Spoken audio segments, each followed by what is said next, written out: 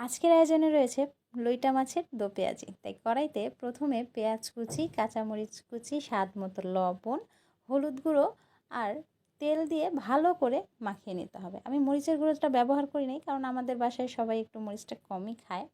এখানে মরিচ গুঁড়ো ইউজ করতে পারেন যার যার স্বাদ অনুযায়ী। এরপর আমাদের লইটা সুন্দরীকে দিয়ে ভালো করে মাখিয়ে নিতে হবে, কারণ লইটা মাছটা এতটাই রাগী এবং লুতুপুতু যে পরে একে আর ধরা যাবে না, ধরলেও রেগে যেয়ে সব গলিয়ে যাবে, শেষ করে ফেলবে সব কিছু। তারপর ভালো করে মিশিয়ে একটু হাত ধুয়ে সামান্য জল দিয়ে আবার ভালো করে মিশিয়ে চুলাতে বসিয়ে দিতে হবে। আমি আর একটু তেল দিয়ে নিয়েছিলাম, কারণ তেল একটু কম হয়েছিল। যাই হোক, এরপর চুলার আঁচটা মাঝারি আঁচে দিয়ে ঢাকা দিয়ে কিছুক্ষণের জন্য রান্না করতে হবে।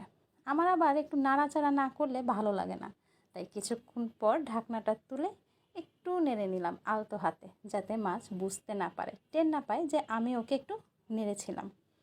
এরপর আবার অপেক্ষা 10-15 মিনিটের। 10-15 মিনিট আবার রান্না করলে ব্যাস তৈরি হয়ে যাবে আমার লইটা সুন্দরীর দো পেঁয়াজি। কার কার লইটা মাছ পছন্দ সবাই কমেন্টে জানাবেন, কিন্তু অবশ্যই জানাবেন।